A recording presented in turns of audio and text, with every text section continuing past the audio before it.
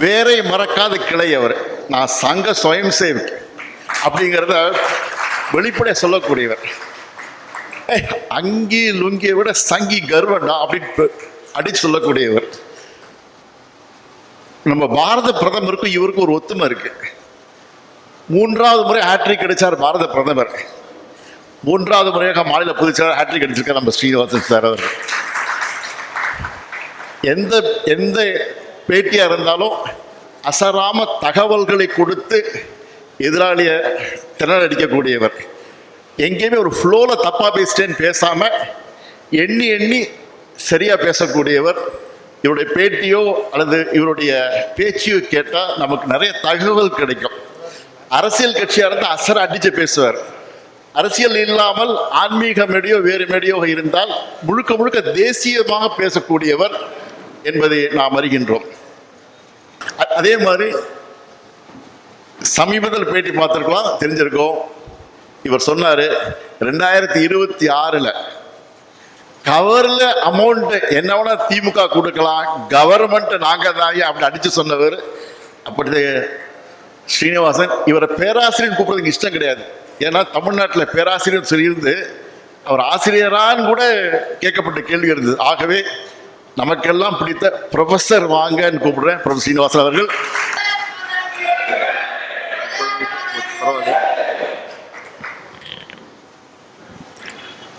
சுப்பிரமணிய பாரதியார் வாவேசு ஐயரை உடன் அழைத்து கொண்டு ஒரு ஓவியனை பார்க்க செல்கிறார். அந்த ஓவியனிடம் பாரத அன்னையினுடைய திருவுருவப் படத்தை வரைந்து கொடுக்கணும், அதை ஃப்ரேம் பண்ணி வீட்டில் மாட்டணும்ப்பா, ஒரு நல்ல ஓவியமாக வரைஞ்சி கொடு அப்படின்னு சொல்கிறார். அதற்கு முன்னால் தமிழகத்தில் எங்கேயும் பாரத மாதாவோட உருவமெல்லாம் எங்கேயும் இல்லை. நீ லக்ஷ்மி படம் வரைந்து கொடு, சரஸ்வதி படம் வரைந்து கொடுன்னா ஓவியனுக்கு தெரியும். பாரத மாதா படம் வரைந்து கொடுன்னா அது எப்படி இருக்கணும், எப்படி இருக்கணும்னு கேட்குறான் அந்த ஓவியன். வாவேசு ஐயர் சொல்கிறார், இந்த நாட்டை பிரிட்டிஷ்காரன் ஆட்சி பண்ணிட்டு இருக்கான், எங்கே பார்த்தாலும் ஒரே வறுமை, பசி, பஞ்சம், பட்னி, பிளேகு, காலரா. அதனால ரொம்ப உடல் வற்றி போய் மெலிந்த தேகமாய் கை கால் உடம்பெல்லாம் அப்படியே ஒரு சங்கிலியால கட்டப்பட்ட ஒரு பெண்ணின் படத்தை நீ வரைந்து கொடு, அதுதான் பாரத மாதா இப்போது இருக்கிற நிலைமை என்று வாவேசு ஐயர் சொல்கிறார். பாரதியாருக்கு கோபம் வருது வாவேசு ஐயர் மேல. என்ன ஐயர்வாள், இன்னைக்கு பாரத அன்னை அடிமையாக இருந்தால் என்றைக்குமே அடிமையாகத்தான் இருப்பாள் என்று நினைக்கிறீரா? இது மாதிரியான முட்டாள்தனத்தை செய்யாத ஓவியனிடம் சொல்கிறார். இது மாதிரி முட்டாள்தனத்தை செய்யாத. அவன் கேட்கிறான், எப்படி இருக்கணும் பாரத அன்னை? அப்படியே சர்வ அலங்கார பூஷணியாக ரத்ன சிம்மாசனத்தில் அமர்ந்தவளாக காவி கொடியை கையில் ஏந்தி உலகத்திற்கே வழிகாட்டும் குருவாக பாரத மாதாவை வைத்துக் கொள்ள வேண்டும் என்று சொல்றான். அதைத்தான் நான் பால கௌதமனுக்கும் நினைவூட்ட விரும்புகிறேன். இன்னைக்கு இருக்கிற இந்தியா இன்னும் 50 வருடங்கள் இருக்காதுங்க, அகண்ட பாரதமாக அமையத்தான் போகிறது. இது மாதிரி நிகழ்ச்சிகளை ஆண்டுதோறும் நடத்துவதனுடைய நோக்கம் அப்போது நிறைவேறத்தான் போகுது. அதற்கான அடிக்கல் நாட்டுகிற பணிகள் தான் தொடர்ந்து நடந்து கொண்டிருக்கிறோம். அகண்ட பாரதம் அமைப்பதற்கு நாம் ஒன்றும் செய்யவில்லைன்னு நீங்க நினைக்கலாம். ராமர் ஆலயம் அயோத்தியில கட்டப்பட்டது அகண்ட பாரதத்திற்கான அடிக்கல் தான். காஷ்மீர்ல 370 நீக்கப்பட்டது அகண்ட பாரதத்திற்கான அடிக்கல் தான். சிஏஏ சட்டம் கொண்டு வந்தது அகண்ட பாரதத்துக்கான அடிப்படை தான். வக்பு மசோதா சட்டம், திருத்த சட்டம் வந்தது அகண்ட பாரதத்துக்கான அடிக்கல் தான். இந்துக்களின் நிலங்களை, இந்தியாவில் இழந்துவிட்ட நிலங்களை இந்துக்களுக்கு திருப்பி கொடுப்பதற்காக அந்த சட்டம் வந்திருக்கிறது என்றால் பாகிஸ்தானில் இழந்த நிலங்களையும் நாம் மீட்போம் என்பதா செய்தி. அதை நோக்கிதான் போய்கொண்டிருக்கிறோம். ஆனால் இடையில 1000 சவால்கள், தடைகள் அதெல்லாம் வரத்தான் செய்யும். அதெல்லாம் கடந்துதான் நாம் செல்ல வேண்டும். கௌதமன் சொன்ன மாதிரி இஸ்ரேல்ல ஜீசஸோட குருசிபிகேஷன் நடந்ததுக்கு அப்புறம், அவர் சிலுவையில் மரித்ததற்கு அப்புறம் யூதர்கள் உலகமெல்லாம் விரட்டப்பட்டாங்க. சொந்த மண்ணிலிருந்து அடித்து விரட்டப்பட்ட ஒரு இனம் யூத இனம். உலகமெல்லாம் போனான் யூதர்கள், அவனுக்குன்னு ஒரு நாடு இல்லை. ஆனால் ஆண்டுக்கு ஒரு முறை உலகத்தின் எந்த நாட்டில் இருந்தாலும் ஜெருசலத்துக்கு வருவான். ஜெருசலத்தில் ஒரு வீப்பிங் வால் அப்படின்னு ஒன்று வச்சிருந்தான், அழுகை சுவர்னு பேரு. அந்த சுவத்துல முட்டி முட்டி அழுவான். இஸ்ரேல்னு ஒரு நாடு உருவாகணும், நாங்கள் இழந்த நிலப்பரப்பை மீட்கணும், அதற்காக எங்கள் பிரார்த்தனை இந்த ஜெருசலத்தில் செலுத்துகிறோம்னு அந்த யூத கடவுளை வேண்டி முட்டி முட்டி அழுது, அப்படி 1 வருஷம் 2 வருஷம் இல்லை, நூற்றுக்கணக்கான ஆண்டுகள் இந்த குட்டிச்சோவத்தில் முட்டிக்கிட்டு அழுதுருக்கிறாங்க. அதற்கப்புறம் உருவான ஒரு தேசம்தான் இஸ்ரேல். இஸ்ரேல் ஒட்டுமொத்தமாக இழந்த நிலப்பரப்பை மீட்டுருவாக்கம் செய்ய முடியும். 2000 ஆண்டுகள் கழித்து ஒரு இஸ்ரேலை உருவாக்க முடியும்னா, ஒரு 100 வருஷத்துல நாம இழந்துவிட்ட நிலப்பரப்பை மீட்க முடியாது என்பதற்கான காரணங்கள் வேற எதுவும் இல்லை. Israel is our inspiration. அதை நோக்கி நாம் என்ன பயணம் செய்ய போகிறோம் என்பதுதான் இப்ப கேள்வி. வேற எந்த நிகழ்ச்சியை விட தமிழகத்தில் இந்த நிகழ்ச்சி மிகவும் முக்கியத்துவம் வாய்ந்தது என்று நினைக்கிறேன். 1000 அரசியல் நிகழ்வுகள் இன்னைக்கு நடக்கலாம். ஆனால் தேசத்தை புனிதமாக நினைத்து பாரத அன்னைக்காக நாம் செய்கிற இந்த நிகழ்ச்சி இருக்கிறதே, ஸ்ரீ டிவிக்கு எனது பாராட்டுக்கள், வாழ்த்துக்கள். பாலகௌதமனுடைய முயற்சி இது தொடர்ந்து வெற்றி அடைய வேண்டும். எங்கோ யாரோ எப்படியோ சிலர் இந்த தேசத்தை வழிபட்டு கொண்டுதான் இருக்கிறாங்க. 1897 விவேகானந்தர் வெளிநாட்டில் 4 ஆண்டுகள் அவரது சுற்றுப்பயணம் எல்லாம் முடித்து விட்டு தமிழகம் வர்றார். அவர் பாருங்க, இந்தியாவுக்கு திரும்ப வர வேண்டும் என்று நினைத்த போது அவங்க அம்மா எல்லாம் பெங்காலில் இருக்காங்க. ராமகிருஷ்ணருடைய அத்தனை சீடர்களும் இங்கே பேலூர் மடத்தில் இருக்காங்க.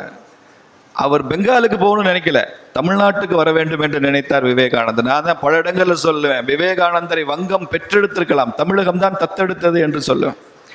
இந்த சென்னை இல்லைன்னா விவேகானந்தர் சிக்காகோக்கே போயிருக்க மாட்டார். அலசிங்க பெருமாள் என்று ஒரு சீடர் இல்லை என்றால் அவரால் அங்கே போயிருக்கவே முடியாது. அவ்வளவு கடினமாக உழைத்து கஷ்டப்பட்டு இந்த சென்னையில் அன்னைக்கு இருந்த இந்துக்கள் அவரை சிக்காகோக்கு அனுப்பிச்சாங்க. பாம்பன்ல பாஸ்கர சேதுபதி மண்டியிட்டு அமர்ந்திருக்கிறார். விவேகானந்தர்கிட்ட என் தலையில கால் வைத்து இறங்குங்க அப்படின்னு சொல்றார். மண்டியிட்டு அமர்றார். பாஸ்கர சேதுபதி மண்டியிட்டு அமர்ந்த இடம்ங்கிறதுனால அதுக்கு அந்த ஊருக்கு பேரை இப்ப குந்துகால் பேரு. அவர் குந்தி அமர்ந்த இடம் என்பதனால அதற்கு குந்துகால் என்ன பேருங்க. இவர் மண்டியிட்டு அமர்கிறாருன்னு விவேகானந்தர் அவர் தலையில கால் வச்சு இறங்கல. அப்படி இறங்கி இருந்தா பாகுபலி 1 அப்பயே சினிமா வந்திருக்கும்.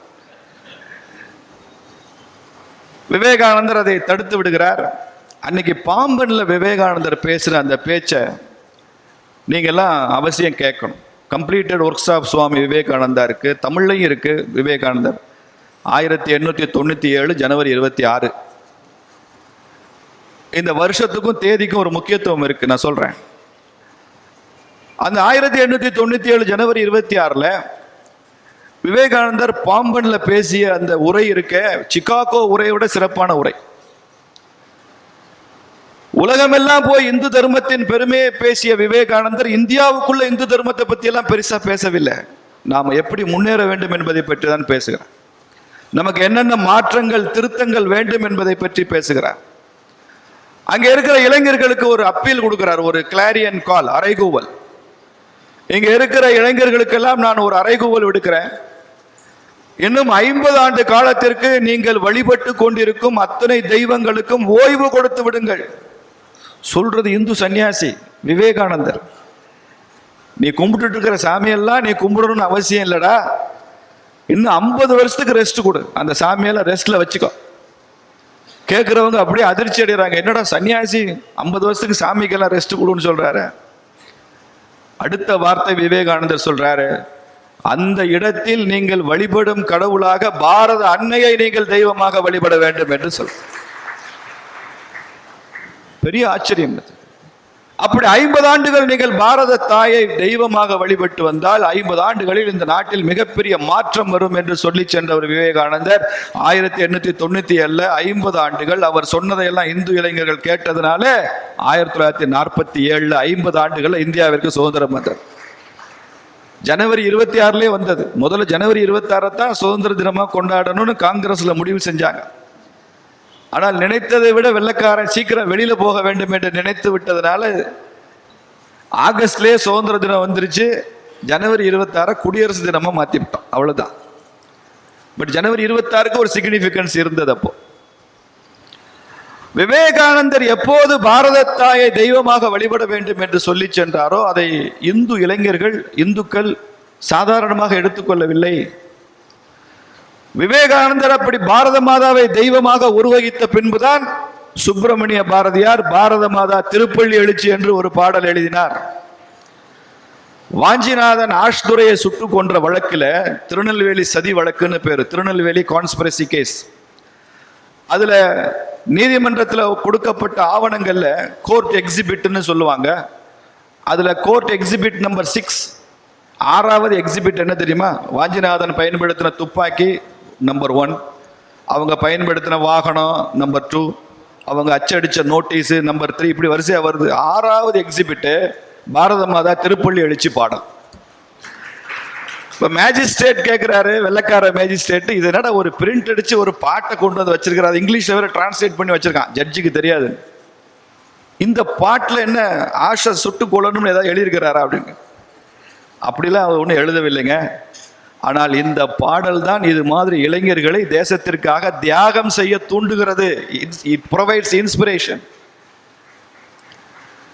பங்கிம் சந்திரர் எழுதின வந்தே மாதரத்துல வரும், மந்திரே மந்திரே அப்படின்னு வங்க மொழியில ஒரு பாட்டு எழுதுவார். அதை தமிழ் படுத்தின பாரதி, ஆலயம் தோறும் பொலிவுற விளங்கும் தெய்வ சிலையெல்லாம் தேவிங்கன்னு ஒரு வேணு சுதந்திர தேவியை பத்தி, பாரத அன்னையை பத்தி. நான் கோவிலுக்கு போய் பார்க்கிறேன், அங்கே பொலிவோடு இருக்கிற எந்த தெய்வ சிலையை பார்த்தாலும் எனக்கு பாரத அன்னை தான் நினைவுக்கு வருகிறது. வாஞ்சிநாதன் வச்சிருந்த சங்கத்துக்கு பேரு பாரத மாதா சங்கம்னு பேரு.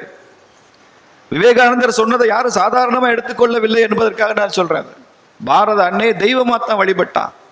அதனாலதான் சுப்பிரமணிய சிவா தருமபுரி மாவட்டத்தில் பாப்பாரப்பட்டியில பாரத மாதாவுக்கு கோவில் கட்ட வேண்டும் என்பது அவரது கனவாக இருந்தது. இன்னைக்கு கோயிலை கட்டி பூட்டி வச்சிருக்கிறான். பிஜேபியில இருந்து போய் பூட்டை உடைச்சா வழக்கு போடுறான் நம்ம மேல. பாரத அன்னை கோயிலுக்கே வழக்கு தான். இது மாதிரி பாரத அன்னை தெய்வமாக வழிபட இங்க இருக்கிறவங்களுக்கெல்லாம் நான் ஒரு வேண்டுகோள் வைப்பேன். நாளையிலிருந்து எந்த கோவிலுக்கு போனாலும் அர்ச்சகர் எந்த பேர்ல அர்ச்சனை செய்யணும்னு கேட்பார். எனக்கு ஒரு வழக்கம் உண்டு. பல சமயங்கள்ல கோவில்களில் போய் அர்ச்சனை செய்யணும்னு சொல்றப்ப பல பேர் சாமி பேருக்கே செய்யுங்கன்னு சொல்லுவீங்க இல்லையா? இங்கே நான் சொல்லுவேன், பாரத மாதா பேர்ல அர்ச்சனை பண்ணுங்க அப்படின்னு. பாரத மாதா பேர்ல அர்ச்சனை. அந்த அர்ச்சகர் கொஞ்சம் ஏற இறங்க என்னை பார்ப்பாரு. சார், இதுவரைக்கும் இப்படி யாரும் கேட்டதே இல்லையே சார். இதுவரைக்கும் கேட்கவில்லை என்பதற்காக கேட்கக்கூடாதுன்னு இல்லையே சாமி. இல்லை பண்ணிடுறேன், இருந்தாலும் அவர் ஒரு மாதிரி பார்ப்பார். உங்க பேருக்கு வேண்டாமா? பாரத மாதா பேர்ல சொன்னா அதுல என் பேர் இருக்குல்ல. பாரத மாதா பேருக்கு அர்ச்சனை பண்ணா அதுல நரேந்திர மோடி பேர் இருக்குல்ல. சாமி உங்க பேர் இருக்கு சாமி அப்படின்னு சொன்னேன். அப்புறம் அவர் திருப்தி ஆகல, கொஞ்சம் உத்துதான் பார்த்தார். அநேகமா கொஞ்சம் புத்தி சுவாதீனம் இல்லாதவன் நினைச்சிருப்பார். வைரமுத்து மாதிரி ராமனுக்கே புத்தி சுவாதீனம் இல்லைன்னு கண்டுபிடிச்சிருக்காருல்ல, பாடலாசிரியர் வந்து இப்ப சைக்காட்ரிஸ்ட் ஆயிட்டார் வைரமுத்து. இப்ப ராமனுக்கு புத்தி சுவாதீனம் இல்லைன்னு பாரு. இதற்கு முன்னால ஆண்டாள் பத்தி என்ன பேசினார்னு தெரியும். அணில் முதுகுல 3 கோடு ராமன் கைப்பட்டதால் இருக்கிறது என்றால் சீதையின் முதுகில் ஏன் அந்த கோடு இல்லைன்னு கேட்ட உலக மகா புத்திசாலி நம்ம ஊர் வைரமுத்து தான். இவங்களுக்கெல்லாம் 2026க்கு அப்புறம் இருக்கு ஆப்பு. 26 தேர்தலுக்கு அப்புறம் இருக்கு ஆப்பு. ராமருடைய குவாலிட்டிஸ் என்ன தெரியும் உங்களுக்கு எல்லாம்? அந்த காவிய நாயகனை பத்தி என்ன புரியும்? கம்பன் சும்மாவா வால்மீகி எழுதின ராமாயணத்தை தமிழ் படுத்தினா? அவன் தமிழ் படுத்தினா, இவனுங்கெல்லாம் தமிழை படுத்துறானுங்க. தமிழ் படுத்துறது வேற, தமிழை படுத்துறது வேற. என்ன ஒரு அகங்காரமா பேசுறது. இவ்வளவு நாள் தமிழ் எனக்கு சோறிட்டது, இனி நான் தமிழுக்கு சோறிடுவேன். இவர் தமிழுக்கு சோறு போடுவாராம். உனக்கு இல்லப்பா, உன் தாத்தங்காலத்துல இருந்து இன்னும் உன் கொள்ளு பேரங்காலத்துல தமிழ் தான் எல்லாருக்கும் சோறு போடும். நீ தமிழுக்கு சோற வேண்டிய அவசியம் இல்லை. ஒரு தடவை கவிஞர் கண்ணதாசனை கேட்டாங்க. கண்ணதாசன் ஒரு பாட்டு எழுதியிருப்பார், ஒரு சினிமாவில் வரும், நான் காவியத்தாயின் இளைய மகன். அதோடு நிறுத்திங்க, அடுத்த வரைக்கும் போகாதீங்க. அப்ப கண்ணதாசன் கேட்டாங்க, நீங்க காவியத்தாயின் இளைய மகன் பாடுறீங்களே, மூத்த மகன் யாரு கவிஞரே அப்படின்னு கேட்டாங்க. கண்ணதாசன் சொன்னா மூத்த மகன் கம்பன். கம்பன் இருக்கும்போது நான் எப்படியா தலைமகனாக முடியும்? அவன் தான் தலைமகன், மூத்த மகன், தமிழ் தாயின் தலைமகன் அவன் தான். அவனுக்கு அப்புறம் தான் நான் இளைய மகன். அதுதான் ஹியூமிலிட்டி, அதுதான் அடக்கம். இவர் பாருங்க, கவியரசு கண்ணதாசன் அவருக்கு பட்டம் கொடுத்தாங்க. இவர் கொஞ்சம் அல்ல கைகள் ஜாலரெல்லாம் கூப்பிட்டு அவரை கவியரசுன்னு சொல்லிவிட்டான். என்னைய கவி பேரரசுன்னு சொல்லு அப்படின்னு சொல்லி அவர் கவியரசா, இவர் கவி பேரரசா. கவி பேரரசு வள்ளல் தெரியுது நமக்கு. இது மாதிரி தொடர்ந்து இந்துக்கள் மேல ஒரு சைக்காலஜிக்கல் டார்ச்சர். கௌதமன் சொன்ன மாதிரி இந்த சுதந்திரம் அடைந்த 75 ஆண்டுகள் மாத்திரமல்ல, அதற்கு முந்தைய கூட குறிப்பாக மிஷினரிகள் இங்கே வந்ததிலிருந்து ஒரு டி இந்துவைசேஷன் நடந்து கொண்டே இருக்கு. டி இந்துவைசேஷன், இந்துவை இந்துவாக இல்லாமல் செய்கிற ஒரு ப்ராசஸ், ஒரு எண்ண ஓட்டம், ஒரு கருத்தாக்கம், ஒரு நேரேட்டிவ், இது தொடர்ந்து நடந்துட்டு தான் இருக்கு நம்ம நாட்டில். இதை நாம முறியடிக்க வேண்டும் என்றால் நமக்கென்று இந்த காலகட்டத்திற்கென்று சில குணங்கள் தேவை. நாம் எடுக்க வேண்டிய ஆயுதங்கள் வேறு விதத்தில் தேவை.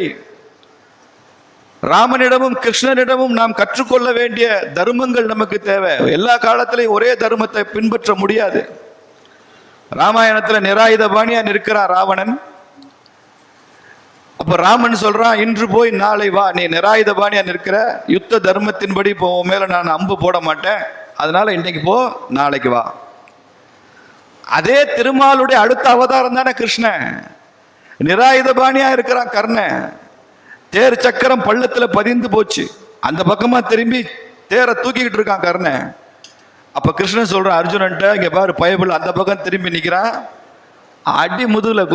அர்ஜுனன் ஆச்சரியப்படுறான், என்ன கிருஷ்ணா நீ இப்படி இருக்க அட்வைஸ் பண்ற, ராங் அட்வைஸா இருக்க, இது தர்மம் இல்லையே. நான் தர்மத்துல நான் பாத்துக்கிறேன், நீ முதல்ல அவன் மேல ஒரு அம்பை போட்டு அவனை முதல்ல கர்ணனை காலி பண்ண. அடிச்சான், அம்பு முதுகுல அடிச்சான், கர்ணன் காலி. அப்ப கர்ணன் கேட்கிறான், இதுதான் தர்மமா கிருஷ்ணா? இப்படி அந்த பக்கமா திரும்பி நின்று கையில ஆயுதம் இல்லாமல் தேர் சக்கரத்தை தூக்குறவனை நீங்க கொல்லுவீங்களா யுத்தத்துல? இதுதான் உங்க தர்மமான்னா? அப்ப கிருஷ்ணர் சொன்ன வசனம் தான் சினிமாவில் வர்ற பஞ்ச் டயலாகோட பெரிய டயலாகு. தர்மத்தை பத்தி நீ பேசாத, தர்மத்தை பத்தி நீ பேசாத. தர்மத்தை எவன் பின்பற்றுகிறானோ அவனுக்கு எதிராக அதர்மம் விளைவிக்க கூடாது என்பதுதான் தர்மமே. ஒரு திறந்த அவையில திரௌபதிய, அந்த நாட்டினுடைய மகாராணிய துகிலுரியும் போது எல்லோரும் எக்காலமிட்டு சிரிக்கும் போது நீ ஒரு பெண் என்றும் பாராமல் நீ எக்காலமிட்டு சிரித்தாயே. சூதாட்டத்தில் தோற்றுவிட்ட காரணத்துக்காக திரௌபதி அவமானப்படுத்தினிய. அப்ப நீ தானே அந்த அவையில இருந்த. இந்த தர்ம வியாகியானம் எல்லாம் அப்ப நீ துரியோதனனை பார்த்து கேட்கலையாடா, இப்ப ஏன் கிட்ட கேட்காரா அப்படின்னு சொன்னார். என் எதிரி என்ன ஆயுதத்தை எடுக்கிறானோ அதுதான் நான் என்ன ஆயுதம் எடுக்க வேண்டும் என்பதை தீர்மானிக்கும். நான் என்ன ஆயுதம் எடுக்கணும்ன்றத என் எதிரி என்ன ஆயுதம் எடுக்கிறான். அவன் சும்மா 4 இன்ச்சுக்கு ஒரு பிச்சுவா கத்தி வச்சிருந்தான்னா நான் போய் ஒரு பெரிய துப்பாக்கி எடுக்க வேண்டிய அவசியம் இல்லை, எனக்கு ஒரு 6 இன்ச்சு கத்தி போதும். அவன் ஒரு அருவாள் வச்சிருந்தான்னா எனக்கு ஒரு ஈட்டி போதும், வேல்கம்பு போதும். அவன் ஒரு துப்பாக்கி எடுத்திருந்தான்னா நான் ஒரு பெரிய கன் எடுக்கணும். நான் அப்படிதான் எதிரியை சமாளிக்க முடியும். இதுதான் நமக்கு எடுத்துக்கொள்ள வேண்டிய ஒரு ஆயுதம். அணு ஆயுத யுத்தத்தை பத்தி பாகிஸ்தான் தளபதி என்ன பேசினா அந்த பிரதேசின்லாம் சொன்னார் கௌதமன். கவலை வேண்டாம். இன்டர்நேஷனல் பாலிடிக்ஸ்ல, இன்டர்நேஷனல் ரிலேஷன்ஷிப்ல டிட்டரண்ட் தியரின்னு ஒன்று இருக்கு. இந்த டிட்டரண்ட் தியரின்னு என்ன தெரியுமா? நீயும் ஆயுதம் வச்சுக்காத, நீயும் ஆயுதம் வச்சுக்காத, 2 பேரும் சமாதானம் போவோம்ன்றது ஒரு ஐடியல் பீஸ். ஒருத்தர் ஆயுதம் வச்சுக்கும் போது இன்னொருத்தர் ஆயுதம் இல்லாம இருந்தா அங்கே அமைதி வராது என்பதுதான் உலக வரலாறு. தெரிஞ்சுக்கங்க. உங்ககிட்ட கத்தி இருக்கிறப்ப நான் வெறுங்கையா வந்து நின்னா அமைதி அங்க வராது, நீங்க மிரட்டிக்கிட்டே தான் இருப்பீங்க. என்ன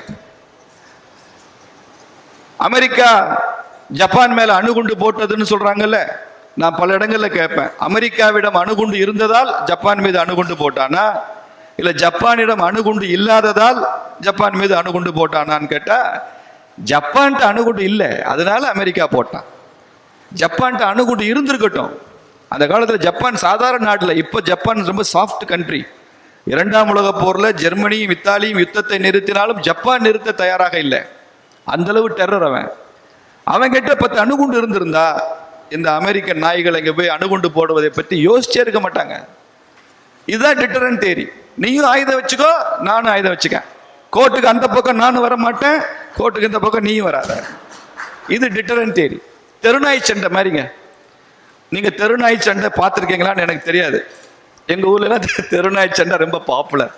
ஒரு நாய் என்ன செய்யும், இன்னொரு நாயை பார்த்து அப்படியே டொர் அப்படிங்க, அப்படியே முறைச்சு டர் அப்படிங்கும்போது அந்த இன்னொரு நாய் வால் அப்படியே காலு கீழே சுருட்டி காதெல்லாம் அப்படி கீழே இறக்கி அப்படி அப்படின்னு வச்சுங்களேன், அடுத்த செகண்ட் இந்த நாய் அது மேலே பாஞ்சு கடிச்சு குதறி என்னென்ன பண்ணணும் விரட்டும். அதுக்கு பதிலாக இந்த நாய் டொர் அப்படிங்கிறப்போ அந்த நாய் 2 காதையும் அப்படி விரைச்சு, நாய்க்கு பாடி லாங்குவேஜ் இருக்கு, அப்படி காதை 2ஐயும் அப்படி விடைச்சி மேலே தூக்கி வாழை அப்படி மேலே கிரவுண்டை பார்க்காம அப்படி வானத்தை நோக்கி அப்படி வாழையும் அப்படி தூக்குச்சுன்னு வச்சுங்க, அதுவும் டொர்ன்னு வச்சுங்களேன். இந்த நாய் அப்படியே பார்த்துட்டு சரி சண்டைக்கு தயாராக இருக்கான்.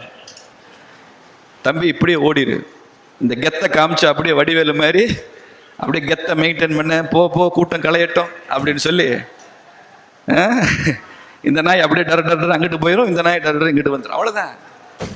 நாய் தேரிக்கு தாங்க இன்டர்நேஷனல் டிட்டரன்ட் தியரி. அவ்வளோதாங்க. பாகிஸ்தான் அணுகுண்டு வச்சிருக்கட்டுங்க, அவன் அணுகுண்டை கையில் தொடுவதற்கு முன்னால் அந்த தேசத்தின் மீது போடுவதற்கான ஆற்றல் இந்தியாவுக்கு இருக்கு. அப்படிதான் நடத்தணும். அதனாலதான் போர் நிறுத்த ஒப்பந்தம் ராவல்பிண்டியில தான் வச்சிருக்கிறான். அதுதான் மலை குன்றுகள் இருக்கிற இடம்.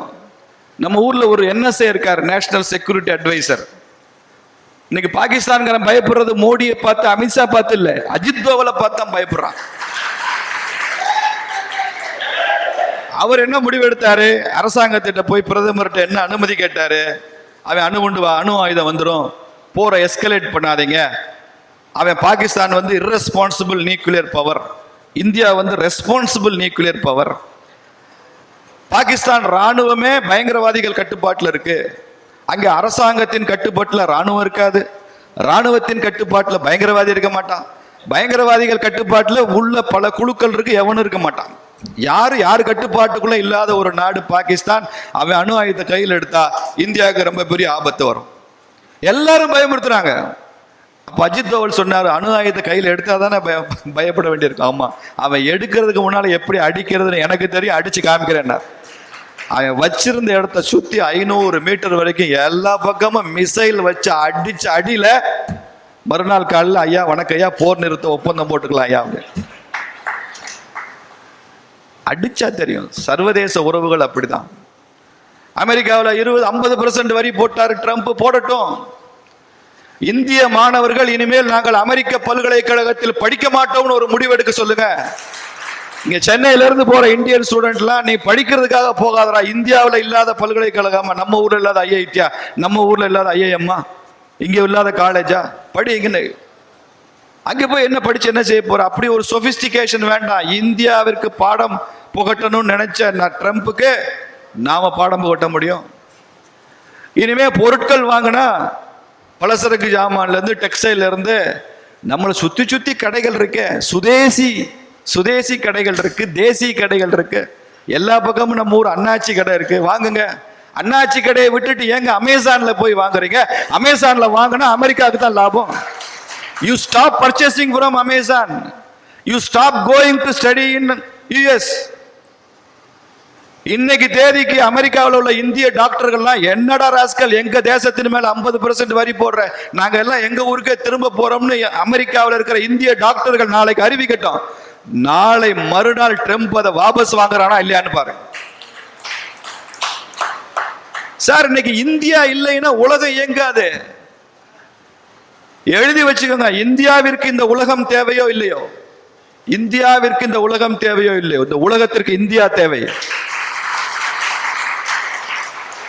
நம்ம மாணவர்கள் போய் படிக்கலைன்னா உலகத்துல நிறைய பல்கலைக்கழகங்கள் ஆஸ்திரேலியால இருந்து, கனடால இருந்து, அமெரிக்கால இருந்து மூடி தொலைக்க வேண்டியதுதான். நம்ம ஊர் நர்ஸுகளும் டாக்டர்களும் இல்லைன்னா நிறைய ஐரோப்பிய மருத்துவமனைகள், அமெரிக்க மருத்துவமனைகள் இயங்காது. ஒருபடி மேல சொல்றேன், நம்ம ஊர் கன்னியாஸ்திரியும் நம்ம ஊர் பாதிரியாரும் போகலைன்னா மேற்கத்திய நாடுகள்ல எந்த சர்ச்சும் இயங்காது. எல்லாம் கிழவனா இருக்கா எல்லா பாதிரியாரும். 90 வயசு 95 வயசு தான் யங்கஸ்ட் பிரீஸ்ட். அங்க எந்திரிச்சு கூட வீல் சேரை விட்டு எந்திரிக்க முடியாது. அவர்களுக்கெல்லாம் இங்கிருந்து நம்ம ஊர் பாதிரியார் போய் அங்கே கிறிஸ்டியன் சர்ச்சில் சர்வீஸ் நடத்துறாரு. நம்ம ஊர் கன்னியாஸ்திரி அக்கா, நம்ம அக்கா அங்கே போய் சர்வீஸ் பண்ணுது. இந்தியா இல்லைன்னா இல்லைங்க, நம்ம இந்தியன் சாஃப்ட்வேர் இன்ஜினியர்ஸ் இல்லைன்னா என்ன ஆகும்? நரேந்திர மோடி ஒரு தடவை அமெரிக்காவிலே போய் சொன்னார், ஐடினா அது இன்ஃபர்மேஷன் டெக்னாலஜின்னு சொல்லாதீங்க. எப்படி சொல்லணும்னு கேட்ட அமெரிக்காவில், இந்தியன் டேலண்ட்னு சொல்லுங்க. இந்தியன் டேலண்ட் என்ன நடந்துட்டு இருக்கும் எதுவும் தெரியாம. நான் நினைச்சேன் நம்ம ஊர்ல தான் நிறைய கிறுக்கனுங்க இருக்காங்க அரசியல்ல. ட்ரம்ப் சொல்றேன் அப்பெல்லாம் நினைக்காத, நான் தான் உலகத்திலே பெரிய கிறுக்கன். நீங்க என்னைய விட்டுட்டு அந்த கிரெடிட்டை உங்க ஊர்ல உள்ளவனுக்கெல்லாம் கொடுக்காத, நான் பெரிய கிறுக்கன் அவங்க எல்லாம் விட. அவனுக்கு பாவம் நோபல் பரிசு வாங்கணும்னு ஆசை. நரேந்திர மோடி நீ தான் போர் நிறுத்தம் கொண்டு வந்தேன்னு ஒத்துக்க மாட்டேங்கிறாரு. தேர்ட் பார்ட்டி மீடியேஷன், நான் தலையிடுவேன் காஷ்மீர் பிரச்சனை இல்லை, நான் தேர்ட் பார்ட்டி இன்டர்வென்ஷனை நாங்கள் ஏற்றுக்க மாட்டோம்ட்டாரு. காஷ்மீரை பற்றி நீங்கள் பேச்சுவார்த்தை நடத்துங்க இந்தியாவும் பாகிஸ்தான் ட்ரம்ப் சொன்னா. காஷ்மீரை பற்றி பேசுவோம், மோடி சொன்னார் காஷ்மீரை பற்றி பேசுவோம், பாகிஸ்தான் கூட பேசித்தான் ஆகணும். ஆனால் பாக்கு ஆக்குபைடு காஷ்மீரை பற்றி மட்டும்தான் பேசுவோமே தவிர இந்தியாவில் உள்ள காஷ்மீரை பற்றி பேச மாட்டோம். அதுக்கு சரியானு கேட்டார் மோடி. ஏன்னா இருந்தாலும் நம்மளை தொடர்ந்து இரிட்டேட் பண்ணிகிட்டே இருக்கானே, என்ன பண்ணலாம்? 50% டேக்ஸ் போடு, பார்த்துக்கலாம். இது மாதிரி எத்தனை எத்தனை எத்தனை பார்த்துருக்கோம். ஒரு 500 வருஷமாக இதான பார்க்குறோம். Colonisation, economic colonisation, market colonisation, இதெல்லாம் சந்திச்சு தான் நம்ம வந்திருக்கோம். இந்தியா 140 கோடி மக்கள் இருக்கிற தேசங்க. 140 கோடி மக்களுக்கு சாப்பாடு, துணிமணி, காய்கறி, குடிக்க தண்ணி அத்தனையும் கொடுக்குற இந்த பாரத தாய் இன்னும் மிச்சமுள்ள காலத்துக்கும் கொடுக்க மாட்டாளா என்ன? அதெல்லாம் கொடுப்பா. உடனே யாரையும் பசி பஞ்சம் பட்டினியெல்லாம் போட மாட்டா. நம்ம நாடு சுதந்திரம் அடைகிறப்ப நம்முடைய உணவு உற்பத்தி 50 மில்லியன் டன் தான். அன்னைக்கு நம்ம ஐயா பெருந்தலைவர் காமராஜர் மதிய உணவு திட்டத்தை கொடுத்துட்டு அறிவிச்சுட்டு கனடா நாட்டில் போய் கேர் நிறுவனத்திலேருந்து கோதுமை வாங்கிட்டு வந்தார். உலகமெல்லாம் போய் நான் ஏதாவது பண்ணி வாங்கிட்டு வரேன்டா, நீ படிடான்னு சொன்னவர் பெருந்தலைவர் காமராஜர். அவ்வளோ உணவு பஞ்சம். இன்னைக்கு செங்கோட்டையில் சுதந்திர தின கொடி ஏற்றி வைத்து விட்டு நரேந்திர மோடி அறிவிக்கிறார், இன்னைக்கு எங்களுடைய உணவு உற்பத்தி 350 மில்லியன் டன்னு. வெறும் 50 மில்லியன் இல்லை, இன்னைக்கு 140 கோடி மக்களுக்கு சர்ப்ளஸ் ஃபுட் வச்சுருக்கோம். ஃபுட் செக்யூரிட்டியில் ரொம்ப ஹை லெவலில் இருக்கும். உலக மன்றங்கள் அனுமதித்தால் ஏழை நாடுகளுக்கு இலவச உணவு கொடுக்க இந்தியா தயார்னு சொல்கிறார். எங்கே இருந்தோம் எங்கே போயிருக்கோம். அதனால் இந்த மாதிரியான பூச்சாண்டி காட்டுற வேலையெல்லாம் விட்டுறோம். நாம் இந்த இடத்துல இன்றை தெரிந்து கொள்ள வேண்டிய மிக முக்கிய விஷயம், இந்தியா, இந்த தேசம், பாரதம் மிகப்பெரிய விலை கொடுத்துருக்கோன்றது அது தெரியணும். அது தெரியாமல் பண்ண முடியாது. பாகிஸ்தான் பிரிவினைக்கு பெரிய விலை கொடுத்துருக்கோம். பாகிஸ்தான் ஒரு நாடு உருவாக வேண்டும் என்ற அந்த கருத்தை பல பேருக்கு அதிர்ச்சி ஆச்சரியத்தை உருவாக்குச்சு. ஜின்னா தேசியவாதி, இதை சொன்னால் பல பேருக்கு ஆச்சரியமாக இருக்கும். Muhammad Ali Jinnah, he was a nationalist.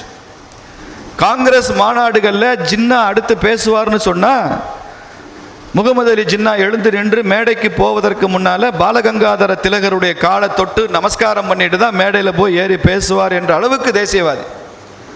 ஆனால் அப்போது இருந்த காங்கிரஸ் கட்சி என்ன பண்ணுச்சு? தேசியவாதியாக இருந்த முஸ்லீம்களை அங்கீகரிப்பதை விட பிரிவினைவாதம் பேசி தனி அடையாளம், ஒரு யூனிக் ஐடென்டிட்டி கேட்ட இஸ்லாமிய தலைவர்களை தாஜா செய்ய ஆரம்பித்தாங்க.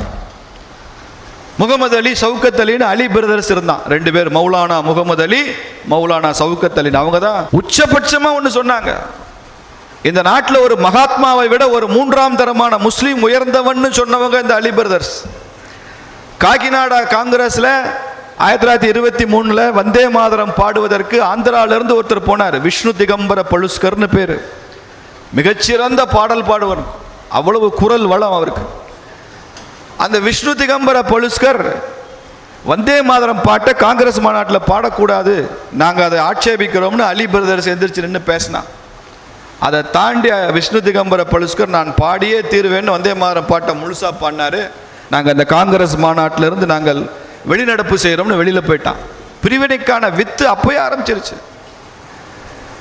காங்கிரஸ் கட்சி இந்துக்கள் மாத்திரமே இருக்கிற கட்சி என்ற நிலையை மாற்ற வேண்டும் என்பதற்காக அவுட் ஆஃப் ப்ரொபோர்ஷனில் போய் தாஜா பண்ண ஆரம்பித்தாங்க. முஸ்லீம் டெலிகேட்ஸ் காங்கிரஸ் மாநாட்டுக்கு போகணுன்னா அவனுக்கான ரயில் செலவு, தங்குற செலவு, சாப்பாடு செலவுலாம் காங்கிரஸ் கட்சியை ஏற்றுக்கும். இந்துக்கள் போனால் அவன் சொந்த செலவில் போனவன். ஏன்னா முஸ்லீம் இருக்கான்னு காமிக்கணும். அவங்ககிட்ட போய் இதுவும் உன் தேசம்தான்ப்பா, நமக்கு எல்லாருக்கும் பொதுவான தேசம்தான், இந்துவோ முஸ்லீமோ இந்த தேசம் போது, மதம்தான் வேற, மதத்தின் காரணமாக நமக்குள்ள பிரிவினை தேவையில்லைன்னு அவனை எஜுகேட் பண்ணுறதுக்கெல்லாம் இவங்க தயாராக இல்லை. அப்பீஸ் பண்ணாங்க. மகாத்மா காந்தியை ஒத்துழையாமை இயக்கம் நடத்தும் போது அதுக்கு இணையாக அவர் செய்த மிகப்பெரிய தவறு கிலாஃபத் இயக்கத்தை சேர்த்து நடத்தினார்.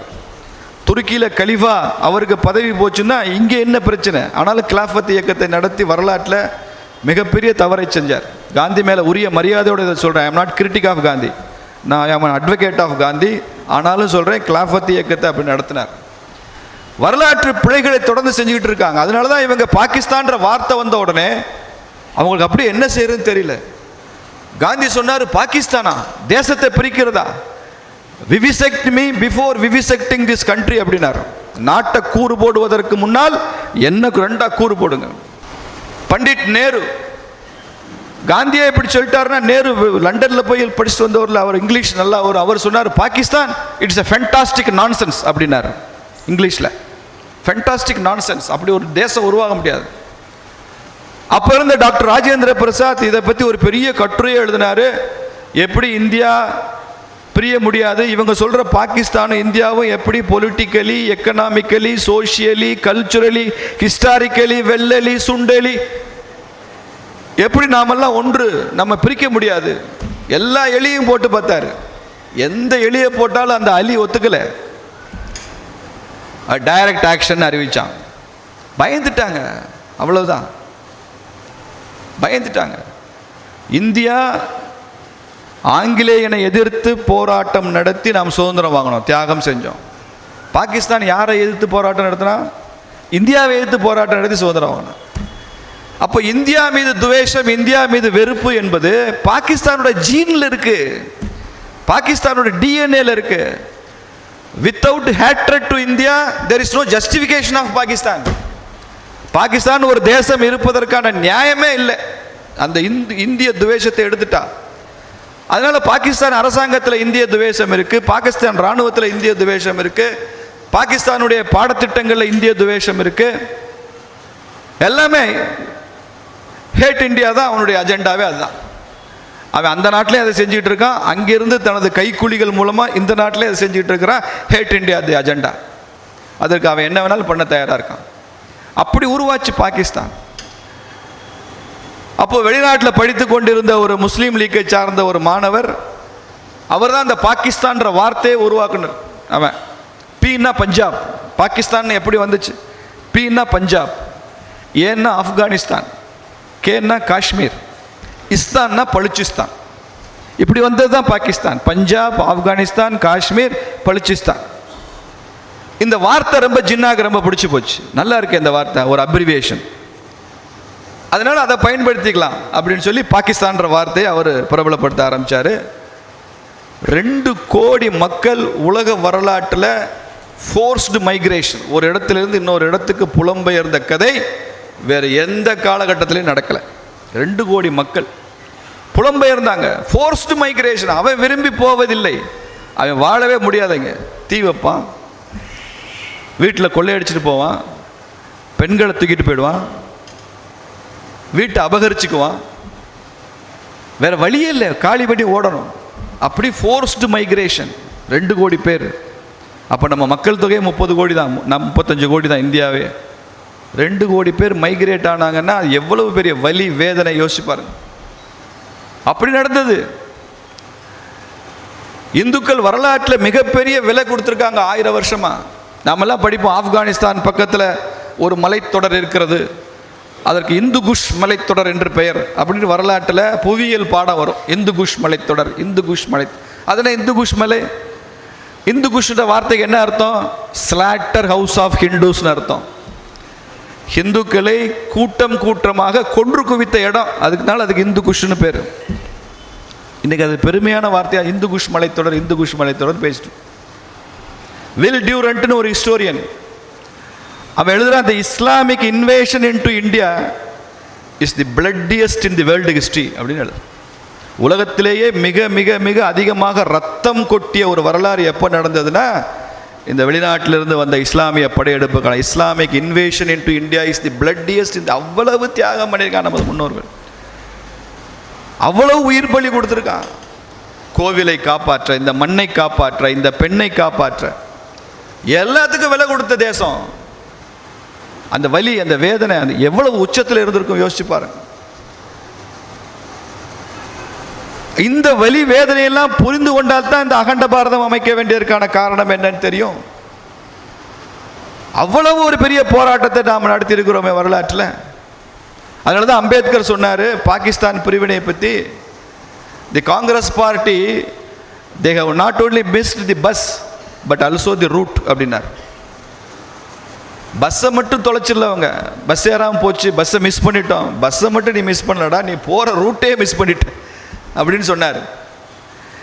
அப்போ அவர் சொன்னார் ஜன பரிவர்த்தனை பண்ணணும்னார் doctor Ambedkar, Baba Saheb Ambedkar, exchange of population. அவர் ரொம்ப எளிமையாக சொன்னார், யாரெல்லாம் பாகிஸ்தான் கேட்டானோ இந்தியாவில் உட்காந்துக்கிட்டு அவனையெல்லாம் பாகிஸ்தானுக்கு அனுப்பிச்சிரு, நாடு கொடுத்தாச்சு இல்லை, அனுப்பிச்சி விடு. பாகிஸ்தானில் இருந்தாலும் யார் நான் இந்தியா தான் எனக்கு வேணும்னானோ அவனையெல்லாம் இந்தியாவுக்குள்ளே கூப்பிட்டு வந்துரு, முடிஞ்சு போச்சு. There ends the matter. Pakistan கேட்டவனுக்கு பாகிஸ்தான் கொடுத்துரும். ஹைதராபாத்தில் உட்காந்துக்கிட்டு எனக்கு பாகிஸ்தான் வேணுன்றான், அவனை அங்கேயே அனுப்பிச்சு நல்லபடியாக உனக்கு தேசம் கொடுத்தாச்சியா போயிட்டு வான்னு அனுப்பிச்சிட வேண்டியானே. அதையும் செய்ய தவறிவிட்டார். அந்த எக்ஸ்சேஞ்ச் ஆஃப் பாப்புலேஷன் ஐடியா சொன்னதே பாபா சாஹேப் அம்பேத்கர் தான். எவ்வளவு தவறுகளை அடுத்தடுத்து செய்துவிட்டு இன்னைக்கு நம்ம வரலாற்றை பழி சொல்லி இங்கே உட்கார்ந்து கொண்டு இருக்கிறதுல என்ன அர்த்தம் இருக்கு?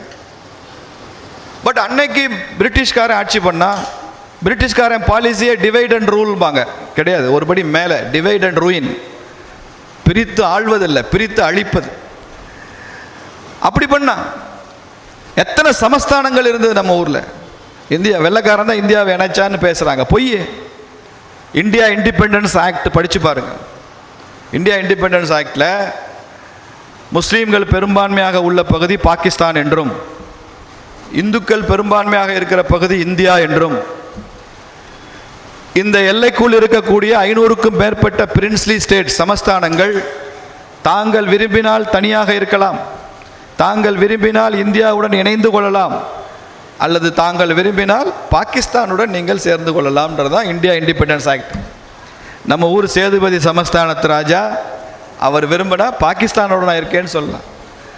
அதை மாத்திரம் நமது மன்னர்கள் கேட்டிருந்தா ஒரு பாகிஸ்தான் இல்லை, இந்தியாவுக்குள்ளே 500 பாகிஸ்தான் உருவாயிருக்கும். ஆனால் இந்த மன்னர்களும் தேசபக்தி உள்ளவர்களாக இருந்தார். இவர்களை இணைத்த சர்தார் வல்லபாய் பட்டேலும் தேசபக்தி உள்ளவராக இருந்தார். அதனால இணைச்சோம். அந்த தேசம் ஒன்று, இந்த தேசம் ஒன்று. அதனால தான் டாக்டர் அம்பேத்கர் சொல்கிறாரு, இந்தியா யூனிஃபிகேஷன்னு சொல்கிறதா இந்தியன் இன்டகிரேஷன் சொல்கிறதான்னு கான்ஸ்டியூண்ட் அசம்பிளியில் ஒரு பெரிய விவாதம் வருது. இது யூனிஃபிகேஷனா இன்டகிரேஷனா, பெரிய விவாதம். அப்போ பாபா சாஹேப் சொன்ன வார்த்தை, ஒன்றுக்கொன்று தொடர்பில்லாத நிலப்பரப்புகளை அரசியல் ரீதியாக ஒன்றாக்குவது தான் unification. Unification of Germany, unification of Italy, அதுதான் இங்கே பொருந்தும். ஆனால் பாரத நாடு ஏற்கனவே பண்பாட்டு ரீதியாக, ஆன்மீக ரீதியாக, பொருளாதார ரீதியாக, வரலாற்று பூர்வமாக ஏற்கனவே ஒன்றாக இருக்கிறது. காசிக்கு ராமேஸ்வரத்துக்கும் நினைவு தெரிந்த நாளிலிருந்து போயிட்டுருக்கோம். இப்போது நீங்கள் ஒரு அரசியல் சாசன சட்டம் கொண்டு வந்து அரசியல் ரீதியாக, அரசாங்க ரீதியாக இதை ஒன்றிணைக்கிறீர்கள். எது ஜெர்மனிக்கு பொருந்துமோ, எது இத்தாலிக்கு போதுமோ இந்தியாவிற்கு பொருந்தாது. இதை இன்டகிரேஷன் என்று தான் சொல்ல வேண்டும் என்று சொன்னவர் அம்பேத்கர். என்ன விஷனரி பாருங்க. அதனால தான் இன்டகிரேஷன் ஆஃப் இந்தியான்னு சொல்கிறோம், இந்தியன் இன்டகிரேஷன் சொல்கிறோம், யூனிஃபிகேஷன்ற வார்த்தை சொல்கிறதில்லை. அங்கே ஜெர்மனியை இத்தாலியை இணைக்கிறதுக்கு எவ்வளவு காலம் ஆச்சு யோசிச்சு பாருங்க. ஜெர்மனி ஜஸ்ட் 4 பீசஸ் தான், 4 துண்டுகளாக இருந்தது ஜெர்மனி. ஜெர்மனி யார் இணைச்சா? ஜெர்மனி யார் இணைச்சா? பிஸ்மார்க். அந்த பிஸ்மார்க் ஜெர்மனியை இணைக்கும் போது 4 துண்டுகள் தான், 4 பீசஸாக இருந்த ஜெர்மனியே சின்ன நாடு, அது 4 துண்டுகள். அந்த 4 துண்டுகளை இணைப்பதற்கு அவர் எடுத்துக்கொண்ட காலம் 25-30 வருஷம். இத்தாலியை இணைப்பதற்கு அவர்கள் எடுத்துக்கொண்ட நேரம், அதுவும் இத்தாலி சின்ன நாடு, 3-4 துண்டுகளாக இருந்தது. அதை ஒன்றாக இணைப்பதற்கு அவர்கள் எடுத்துக்கொண்டது மறுபடியும் 25-30 வருஷம். இந்தியா 540 துண்டுகளாக இருந்ததை சர்தார் பட்டேல் எடுத்துக்கொண்ட நேரம் 1 வருஷம் கூட இல்லை. ஏன்னா இந்த தேசம் ஏற்கனவே ஒன்றுதாங்க. பட்டேல் ஒரு கால் கொடுத்தாரு, வந்துட்டான். முதல்ல இந்தியாவோட நான் இணைகிறேன், என் சமஸ்தானத்தை இணைக்கிறேன்னு அறிவித்தவர் ராஜஸ்தானில் உள்ள பிகானீர் சமஸ்தானம் தான் முதல்ல அறிவித்தான். பிகானீர், அந்த பிகானீரில் அறிவித்த உடனே எல்லாம் ஃபால் இன் லைன். அடுத்த ஒரு 10 நாளில் எல்லாம் மட மட மட மட முடிச்சிட்டான். இப்படி சமஸ்தானங்கள் இணைக்கப்பட்டன. நமக்கு என்ன பிரச்சனைனாங்க, வீர சாவர்கர் ஒரு வார்த்தை சொல்வார், அது ஒவ்வொரு ஹிந்துவும் நினைவில் கொள்ள வேண்டிய வார்த்தை. சர்க்குண விக்ருதி அப்படின்னு சொல்வார். சர்க்குண விக்ருதினா, சர்க்குணம்னா என்ன? நல்ல பண்புகள், நல்ல குணங்கள். விக்ருதினா அது விகாரமாக போயிடுது அப்படின்னு அர்த்தம்.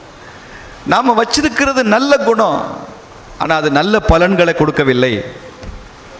நல்ல குணம் தாங்க, நேர்மையாக இருக்கான், ஒழுக்கமாக இருக்கான், உண்மை பேசுகிறான், எல்லா வேலையும் நல்லா இருக்கான், ஆனால் அது நல்ல பலன்களை கொடுக்கணும்ல. நல்ல பலன்களை கொடுக்காத ஒரு நல்ல குணத்தை வச்சிருக்கேன்னு என்னோட ஈகோவை நான் திருப்திப்படுத்திக்கிறதுனால என்ன ஆகும்? இந்துக்களுடைய பிரச்சனையே நீங்க ரொம்ப நல்லவங்களா இருக்கன்றதான் பிரச்சனை. பிஜேபியை கூட நம்ம ஆட்கள் நிறைய பேர், மற்றவன் குறை சொல்றது வேற, திராவிட மாடல் குறையெல்லாம் விடுங்க, நம்மால் சொல்ற குறை இருக்கு பாருங்க, அதுதான் ரொம்ப கஷ்டமா இருக்கும். இங்கேயும் நிறைய பேர் இருப்பீங்க, என்ன பிஜேபி அப்படிலாம் இல்லைங்க, நாங்கள் கூட என்னமோ நினைச்சோம். என்ன நினைச்சீங்க, ஏன் நினைச்சீங்க அப்படி? அது உங்க தப்பு. BJP is a good political party, but you want BJP to be a perfect party. அதான் பிரச்சனை. நம்ம எல்லாத்துலேயும் ஒரு பெர்ஃபெக்ட்னஸ் பண்ணி கோயிலுக்கு போனால் பெர்ஃபெக்டாக இருக்கணும், வீடு பெர்ஃபெக்டாக இருக்கணும், பையன் பொண்ணை வளர்க்குறது பெர்ஃபெக்டாக வளர்க்கணும், எல்லாம் பண்ணி பார்த்துட்டு அரசியலுக்கு வந்தால் எல்லாம் பெர்ஃபெக்டாக இருக்கணும் அப்படின்னு நினச்சா இது ஸ்வீப்பிங் டியூட்டி சார். கோவிலில் ஒரு அர்ச்சகர் இருக்கார், அவரும் குளிச்சு சுத்தமாக போகிறாரு, வேலைக்கு போகிறாரு. நம்ம சாதாரண தூய்மை பணியாளர் இருக்கார், அவரும் குளிச்சு யூனிஃபார்ம்லாம் போட்டு சுத்தமாக தான் போகிறாரு, அவரும் சுத்தமாக தான் இருக்காரு. பட் கிளீன்லினஸ்ன்னு ஒரு ஸ்டாண்டர்ட் பெஞ்ச் மார்க் வச்சுக்கிட்டு இது உயர்ந்தது இது தாழ்ந்தது நம்ம நினச்சிக்கிறோம். அதனால சமுதாயத்தில் நிறைய சாதுக்கள், சன்னியாசிகள், மடங்கள், ஆதீனங்கள், குருபீடங்கள், RSS மாதிரி இயக்கங்கள், இது ஒரு சுத்தத்தில் இருக்குது, பெர்ஃபெக்டாக இருக்குது. பிஜேபி அப்படி இருந்ததுன்னு வச்சுங்க, நாடு தாங்காது சார். அப்புறம் திராவிட மாடலாம் தொடர்ந்து ஆட்சியில் இருக்கும். we will be good, we cannot be perfect. அது காரணம் இருக்கு. நான் ஆரம்பத்தில் சொன்ன மாதிரி தான், நான் என்ன ஆயுதத்தை ஏந்த வேண்டும் என்பதை தீர்மானிப்பது என் எதிரி தானே. அரசியல் அப்படிதான். நான் நாகரிகமாக பேசுறேன்னு தான் நினைக்கிறேன். நான் இவ்வளவு சத்தமெல்லாம் சுதேசி இயக்கத்தில் RSS இருந்தப்பெல்லாம் அவன் நான் பேசினது இல்லை. ரொம்ப டீசெண்டாக ரொம்ப நாகரிகமாக தான் பேசிக்கிட்டு இருந்தேன். வைரமுத்து இப்படி உளர்றானே, நான் என்ன பண்ணுறது? ராமனுக்கு புத்தி சுவாதீனம் இல்லைன்றான். ராமனை பற்றியே பேசினதுக்கு அப்புறம் நான் மரியாதைக்குரிய அவர்களே இவர்களேன்னு பேசினேன், எப்படி இருக்கும்? ஏன் மரியாதை, நான் என் கடவுளின் மரியாதையை குறைச்சா உனக்கு மரியாதைன்ற வார்த்தைக்கு அர்த்தம் தெரியாமல் பண்ணிடுவேன்னா தானே கவுண்டர் கொடுக்க முடியுது. அப்போ அந்த இடத்துல பிஜேபியினுடைய செயல்பாடுகள் பெர்ஃபெக்ட்னஸ் எதிர்பார்க்குறவங்களுக்கு கொஞ்சம் கம்மியாக தான் தெரியும். கொஞ்சம் கேரட்டு கம்மி தான். நீங்கள் 24 கேரட்டு, நாங்கள் 16 கேரட்டு தான். தங்கத்தின் மாற்று தான் குறைந்திருக்கிறதே தவிர தங்கம் தங்கம் தான் என்பதில் சந்தேகம் கிடையாது. You should see always the big picture, macro picture. இன்னைக்கு இந்த அரசியல் என்ன நடக்குது, இவர் என்ன சொன்னார் அவர் என்ன சொன்னார் என்பது அல்ல அரசியல். இந்துக்களின் கையில் ஆட்சியும் அதிகாரமும் இருக்க வேண்டும் என்பது அரசியல். எப்போதெல்லாம் இந்த தேசத்தில் பொற்காலம் என்று சொல்கிறோமோ, தி கோல்டன் பீரியட் என்றெல்லாம் சொல்கிறோமோ, அதெல்லாம் இந்துக்கள் ஆட்சி. குப்தர்களின் காலம் பொற்காலம்னு வரலாற்று புத்தகங்களில் பக்கம் பக்கமாக அடிச்சிருக்கான், இந்துக்கள் ஆட்சி. சோழர்களின் காலம் பொற்காலம்னு சொல்றான், இந்துக்கள் ஆட்சி. விஜயநகர சாம்ராஜ்யத்தின் ஆட்சி பொற்காலம்ன்றான், இந்துக்கள் ஆட்சி. ஹிந்து சாம்ராஜ்யம் சிவாஜி வச்சத பொற்காலம் சொல்றான், இந்துக்கள் ஆட்சி. யாராவது ஒருத்தன் முகலாயர்களை ஆதரிச்சு பேசுறவங்க கூட அவுரங்கசீப் ஆட்சி பொற்கால ஆட்சின்னு சொல்லுவான். அவன் சொல்ல மாட்டானே. என்னன்னா அது இந்துக்கள் ஆட்சி இல்லை. யாராவது ஒருத்தர் ராபர்ட் கிளைவும் வெள்ளக்காரன் ஆண்ட ஆட்சி பொற்கால ஆட்சின்னு சொல்லுவானா? இல்லை, இந்துக்கள் ஆட்சி இல்லை. எப்போது இந்து ஆன்மீகம் ஆட்சியில் இருக்கிறதோ அப்போதுதான் இந்த மண்ணுக்கும் மக்களுக்கும் கனெக்டிவிட்டி இருக்கும். கனெக்டிவிட்டி இருக்கும். நான் பல இடங்கள் சொல்றேன், பிஜேபி ஆட்சி வந்தா ஏன் இந்தியா ஜிடிபி கூடுது, பணவீக்கம் குறையுது, உணவு உற்பத்தி அதிகமாகுது, எல்லைகளில் எதிரி தெரிச்சு ஓடுறான். என்ன காரணம்? இந்த மண்ணுக்கும் மன்னனுக்குமான சினர்ஜி இருக்குல்ல, அது இந்து ஆன்மீகத்தினால தான் முடியும். So it is very very important for Hindus to be in power. இது நான் சொல்லலைங்க, வள்ளுவன் சொல்லிட்டு போயிட்டார் 2000 வருஷத்துக்கு முன்னால. அந்தனர் நூற்கும் அறத்துக்கும் ஆதியாய் நின்றதா மன்னவன் கோல். அந்தனர்னா பிராமணர் மாத்திரம் இல்லை, தவசீலர்கள் எல்லாருமே அந்தனர்கள் தான். அவங்க செய்கிற தவம் எல்லாம், அவங்க செய்கிற அந்த அறப்பணிகள் எல்லாம் எப்போது நிற்கும், எப்போ நீடித்து நிலைக்கும், சமூகத்தில் எப்போ தர்மம் பெருகும், அறம் வளரும் என்றால் யார் ஆட்சியில மன்னன் இருக்கிறான் என்பதை பொறுத்து தான் இந்த தவம் பலிக்கும். இந்த தவசீலருடைய தபஸ் எல்லாம் சத்ரபதி சிவாஜி மன்னனா இருந்தா பலிக்கும், ராஜராஜ சோழன் ஆட்சியில் இருந்தா பலிக்கும், திருமல நாயக்கர் உட்கார்ந்து மதுரையில் ஆட்சி பண்ணா மதுரையில் வேத மந்திரங்கள் முழங்கி கொண்டிருக்கும். அவுரங்கசீப் ஆட்சியில் இருந்தா பலிக்குமா? மாலிகாஃபூர் இருந்தா பலிக்குமா? ராபர்ட் கிளைவும் வாரன் ஹேஸ்டிங்ஸ் இருந்தா பலிக்குமா? கலைஞரும் ஸ்டாலின் இருந்தா அது பலிக்குமா?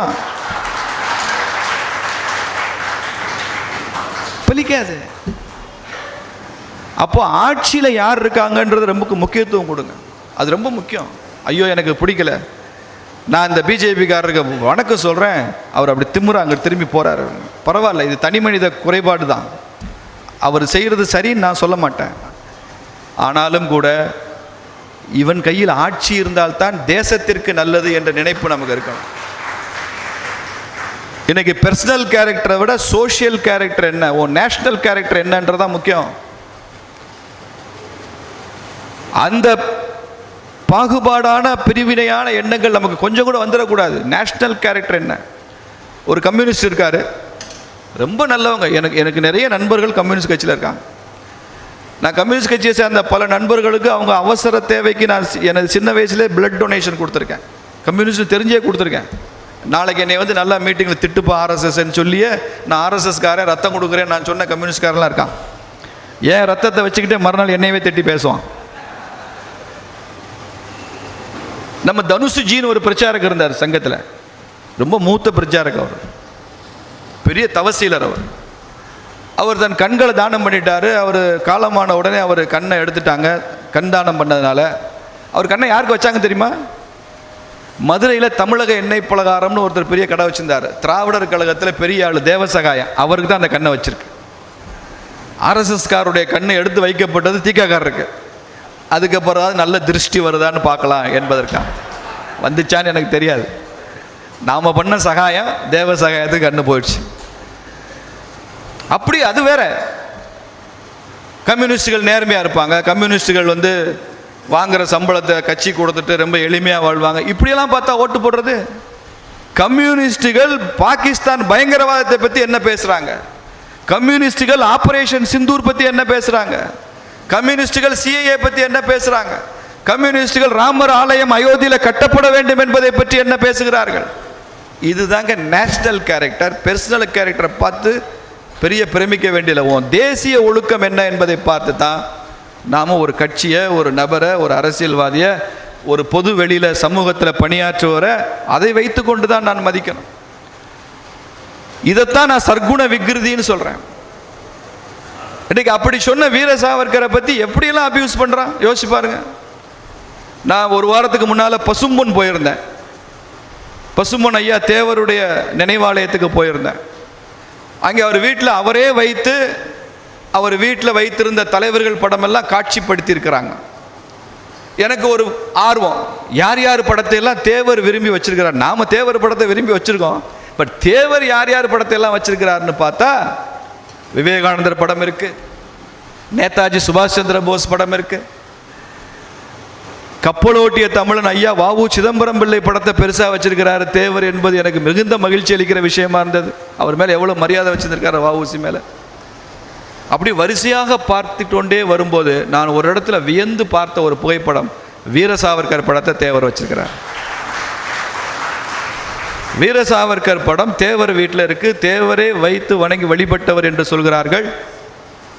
நாம பார்க்கிற வீர சாவர்கர் இளமையான தோட்டத்தில் இருக்கிறார். நாம பார்க்குற ஃபோட்டோலாம் தேவர் வச்சிருக்கிற வீர சாவர்கர் வயதான காலத்தில் எடுத்த ஃபோட்டோ. அவருக்கு 60 வயசுக்கு மேலே எடுத்த ஃபோட்டோ. வயதான தோற்றத்தில் ஒரு நாற்காலியில் உட்கார்ந்து சைடு போஸ் கொடுத்து உட்கார்ந்துருக்கிறாரு வீர சாவர்கர். யோசிச்சு பாருங்க, பசும்பொன் தேவர் ஃபார்வர்ட் பிளாக் கட்சியினுடைய தேசிய தலைவர், வீர சாவர்கர் இந்து மகா சபா கட்சியினுடைய நிறுவனர் தலைவர்.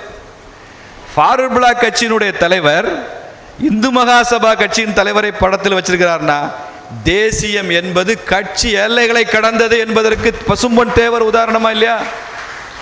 இதை விட என்ன உதாரணம் வேணும்? இன்னைக்கு தமிழ்நாட்டை இனிமே வேணா வீர சாவர்கரை பத்தி பேசினான்னா, தேவர் வச்சு வழிபட்ட வீர சாவர்கர்ப்பா, கொஞ்சம் பேசு, யோசிச்சு பேசுனா அப்படியே பேச்ச மாத்திடுவான். நீங்க அது தேவர் திருமகனார் பேர சொன்னீங்கன்னா அப்படியே சப்த நாடி ஒடுங்கி கம்முன்னு ஆயிடுவான். அதுக்கப்புறம் வாயை திறந்து பேச மாட்டான். சொல்லுங்க, அப்படிலாம் சொல்லுங்க. நான் எனக்கு தெரிஞ்ச ஜோதிடர்கிட்டலாம் சொல்லுவேன், இந்த பரிகாரம் சொல்றீங்கல்ல ஐயா, ஆமாம் ஜோதிடர் பரிகாரம் சொல்லுவேன், அந்த கோயிலுக்கு போய் இந்த கோயிலுக்கு போய். நான் மதுரையில் சில ஜோதிடர் சொல்லுவேன், இந்த கோயிலில் போய் 3 தடவை சுற்று, இந்த கோயிலில் எலுமிச்சம்பழம் விளக்கு போடு, இந்த அங்கே போயிட்டு வா, அப்படிலாம் சொல்கிறீங்கல்ல.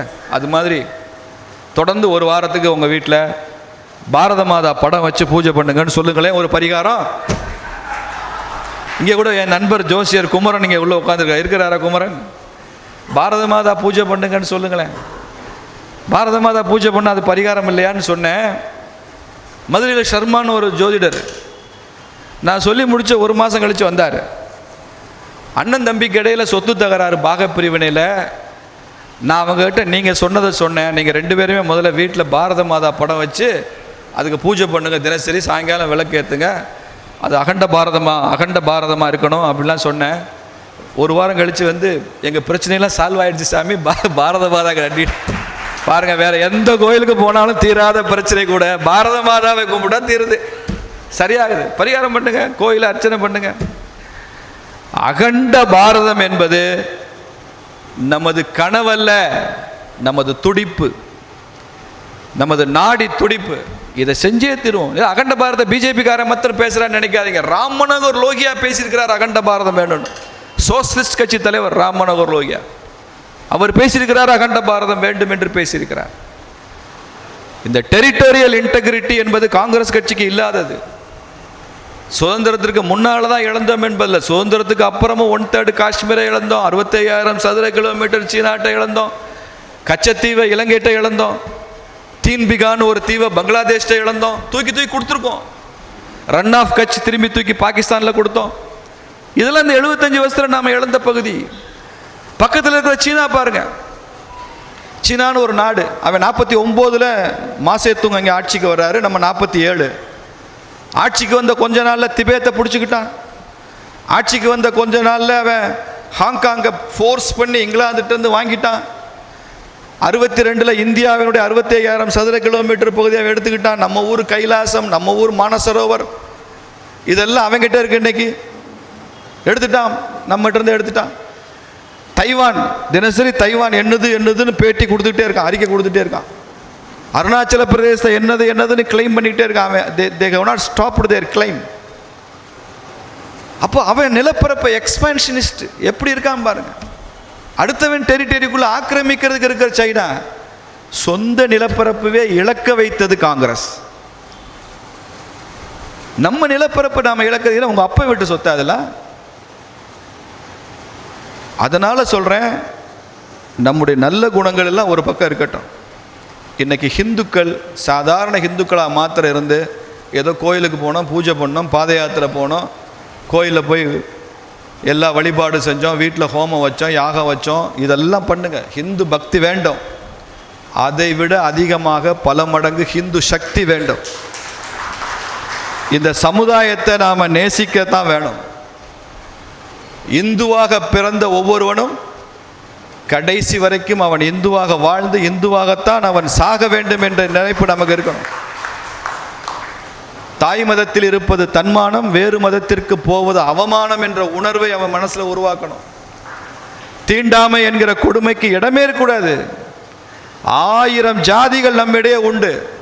ஒவ்வொருத்தருக்கும் ஒரு ஜாதி அடையாளம் இருக்கு. இந்துவா பிறந்தா எல்லா அடையாளம் வச்சுக்கோ, பெருமைப்படு, சந்தோஷப்படு. ஆனால் அவற்றையெல்லாம் கடந்து நான் ஹிந்து என்ற உணர்வு நமக்கு இருக்க வேண்டும் என்பதை தெரிந்து கொள்ள வேண்டும்.